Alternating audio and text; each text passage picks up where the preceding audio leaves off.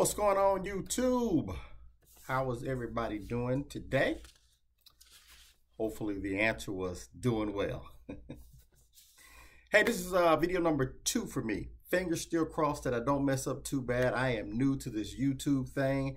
Background is communication, but that's on the audio side, not the video. So bear with me, be patient with me.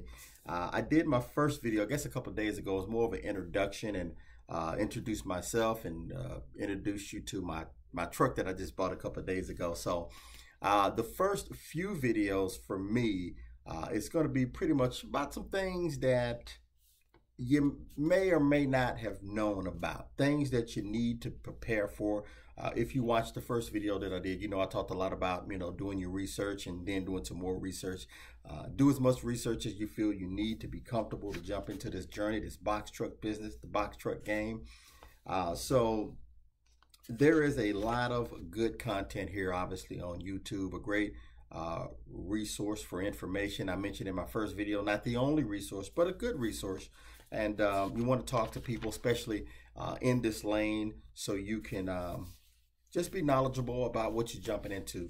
So again, my first few videos is just going to be about some things that you may not have thought about. When we look at some of these videos, often we see a lot of the YouTubers talking about, they're showing that they picked up a load, they delivered a load, they're showing how much money they made, some of the expenses and things of that nature. So I'm going to come at it from a different perspective. Those are great videos. I have also got a lot of information from them as well. This is just going to be kind of come as a different perspective, if you will. Let me say again, I am no expert by no means. I've got some trucking background as an employee, not an owner-operator. That's tractor trailer, certainly not in the box truck lane. So I'm new to this as well. We're learning together. I do have a CDL. I've been having it for quite some time, but again, not as an owner operator and certainly not in the box truck lane. So if I get anything wrong, please correct me as well down in the comments. So I'm going to kind of talk about the process for me when I got my truck. And I've seen a lot of videos talk about how to register the truck, and there's been some nightmares about trying to get the truck registered, and it took so long and things of that nature. So I actually bought my truck a few days ago. And I purchased it in Louisiana, Shreveport, Louisiana, but I'm here in Texas. So got to register it here in Texas. And so just to talk a little bit about that process of getting your vehicle registered. Number one, if you're financing the vehicle, the place that you bought it from, the dealership that you bought it from, they will get that title to the lien holder. So whoever is your lien holder, whoever financed the truck for you, they now own that truck from, bought the truck and own the truck from whoever the dealership. Did I say that right? Let me start over. The finance company that financed you the truck, they purchased the truck from the dealership. The dealership holds the title. They get the title over to the lien holder, the finance company who financed you. They in turn get that paperwork to you. You take the title, obviously, as them the lien holder, along with your weigh scale ticket, empty weigh scale ticket, insurance, and inspection. You take those 4 documents and you go get your vehicle registered and you get your tags. What is that price? It varies. I'm in the state of Texas. We're not the most expensive, but we're certainly not the most inexpensive. So we're in the middle, if you will. So that's the process. Again, dealership sends the title to lien holder. Lien holder send you the information. You go with that, your empty weigh scale ticket, insurance, and inspection. Now, my truck was inspected, but it was inspected in Louisiana. I'm registering the truck here in Texas, so I have to get it inspected again. And so I think I'm being charged $100 for the inspection. The tags, I don't know, haven't done that yet. So that's why a lot of times the dealership will give you a 60-day temp tag, because that's the process. They've got to get the paperwork, the title, and send it to the lien holder, and et cetera, the process I just mentioned. So it takes a minute. And that's why I say do your research. Make sure you are prepared for some of these things so you know the process. The other part, when I purchased my truck, in order to get it off the lot, I did what they call bobtail insurance. I didn't get all the insurance that I need to get my authority active and things of that nature. That's going to come a little bit later. Bobtail. And I think I paid $800 to get the that policy active. and I think it's $300 a month. The good thing for me, and it probably will be different for you, but for me so far, the process for me is once I'm ready to put this truck to work, as I mentioned in the first video, a couple of months, got to find a driver, got to get it registered, all these things that we're talking about now. But for me, when I go add the $1 million and all of that stuff, and I think FMCA requires 750, but most, you know, shippers, receivers, and dispatchers and brokers, million. You got to have that, right? So when I get ready to do that, I'm going to avoid the $2, $3, even $4, sometimes even $5,000 down payment, depending on your state. And let me just back up. A lot of people always ask, how much is the insurance? No one can give you an answer. They can give you the answer what they're paying, but more than likely, it will be different for you. What state are you in? What city and zip code? Zip code is real important. What's your driving record look like? So though, and of course, it's a new authority. So all those things come into play when determining what your yearly rate will be, and then of course what your monthly premium is going to be. What are you paying per month? So it's going to be different for everybody. I know, I think in Georgia it's a lot less expensive than what it is here in Texas. So just again, do your research, be mindful of that. The other thing, if you're planning on going over the road, you're going to be, you know, the way you make money, putting in miles, right? You're getting paid per mile. So if you're doing, we'll just say between 2,000 and 2,500 miles a week, we'll go with 2,000 for math's sake, right? That's 8,000 miles per month. For me, it's time to go in for a PM, preventative maintenance, oil change. That price can vary. You know, you're going to pay probably at least $100 for the oil. You got to pay for the filter. Then you got to pay for someone to do it, $200-300. Now, if you know how to do it yourself, obviously, by all means, that's the way to go. You'll save a lot of money. But if not, that's another expense that's probably going to happen monthly.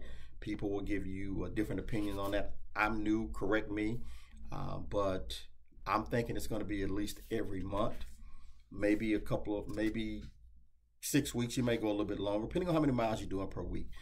But I like to get mine done around 8,000. So that's another expense. The other thing you need to be mindful, and by the way, I hope this is not coming across negative. That's not what I'm here to do.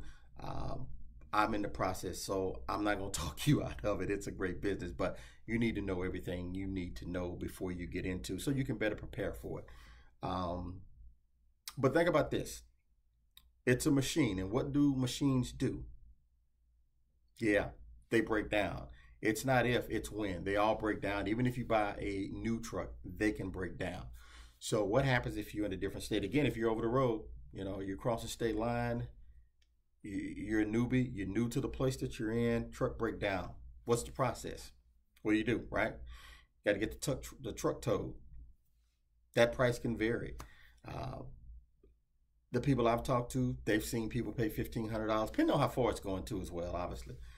But when it get there, is it on the weekend? Are they open? They may not even get to it for a couple of days. Then they're going to call you and say, here's what we found. Here's what it's going to take to replace it or get it fixed in terms of how much it's going to cost you. And here's the length of time it's going to take for the repairs.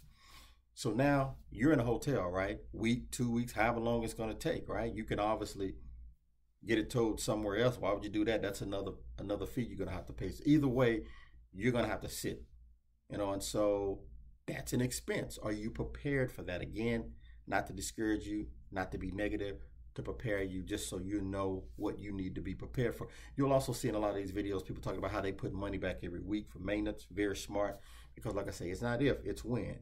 You know, you're going to have to replace your tires at some point. Do you know what your tires are going to cost you? You know, that can be expensive. Your biggest expense is going to be, if you're financing, your truck note, your insurance, and your fuel. You still got to put money back for maintenance. You still got to take care of your uncle. You know, Uncle Sam. You got to pay for your ELD. I mean, that you got to, you know, you got dispatching fees coming out if you got a dispatcher. You got a factoring if you've got a factoring. You know, so you just want to do your research and make sure you understand these are all the things that you're going to have to deal with. There's good money in trucking, whether it's box truck or tractor trailer, no doubt about it, but there's a lot of expenses. So you need to make sure you know what you're getting into.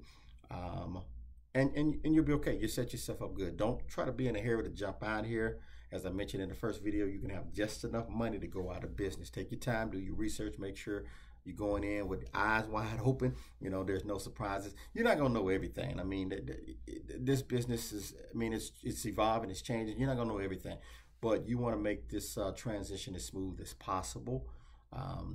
You know, and so yeah, do your homework. If you plan on, you know, sleeping in a hotel every night, obviously, you know, that's going to be an expense.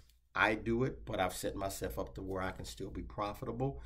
Like I say, I don't pay a lot of money for my truck. Insurance quote that I got is decent. So, you know, just make sure you do your homework and just understand what you're going to have to be dealing with. Like I say, most of my videos, the first few videos are going to be just about some things, little things that you may not have thought about, that you need to be aware of as you proceed to get into this box truck business.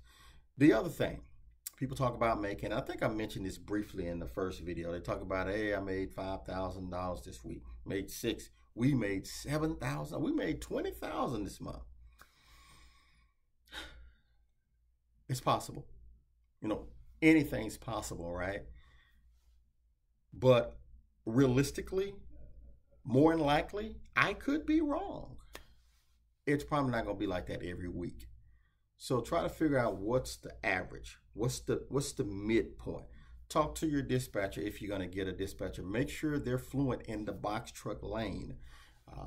You know, that's important, you know, that they keep you moving. But find out what's the average for a 26-foot box truck with a lift gate. You know, find out.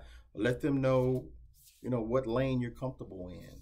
Midwest, Northeast, East, West, I mean, South. Let them know what you're comfortable with. How long do you want to stay out? So get all this information, do your research, and then, you know, when you start shopping for a truck, make sure you get your VINs and get that to your insurance agent so they can give you a quote. It's just a quote because they're going to have to attach your DOT number to it. But shouldn't change that much because it's a new DOT, it's a new authority, so the numbers is pretty much going to be the numbers. But do your research and just kind of, you know what you're getting into. That's it. Let me also say this, and I wanted to say this at the beginning of the video and forgot to do it. Let me commend you. It is so many individuals are becoming business owners. Man, that's pretty cool. You know, we're now figuring out how to be a better boss as opposed to being a better employee. We're working to better ourselves and our family. Man, that is to be commended. So congratulations to you. If you've made the decision to start a business, whether it be trucking or anything else, man, I mean, that's to be commended. For me, it's all about being independent. I'm in my office now. I run a couple of radio stations. I've been doing this for 3 decades. I own also a consulting company. I mentioned this in my first video. This box trucking is another source of income. I've done some research and I'm always trying to explore things that can, you know, can be a good business opportunity. And so that's where I'm at with it. But kudos to you if you've decided to jump in. Do your homework. You know, it's not all peaches and cream, but no business is. There's pros and cons in anything that you do in terms of business, but I just believe the pros outweigh the cons, right? You know, and so there you have it. If I missed anything, if I got anything wrong, I'm not offended by being corrected. Let me know in the comments if you have any questions. If I didn't hit on something you would like for me to, if I can answer it, I will. If I can't, I'll tell you I can. Like I say, I am new. I don't know everything. I'm learning a lot of this on the fly. I'm just kind of sharing my experience and where I am thus far, and I'll keep you up to date as I go along in this process. Hopefully the next video I'll do it in my truck, right? You saw the trucking video number 1, but it's kind of hard to do because I'm not working with it yet, but we'll give you a tour of the truck. 2017 International Cummins engine. I think it had about 190,000 miles on, maybe 191, I can't remember. Brand new liftgate, by the way. Capacity 30, I think it's 3,200 pounds. You know, real good truck. You know, rides good. The air conditioning is better than it is in my personal car. And get down the road, man. It's a good truck. Been maintained. So yeah, don't forget to subscribe.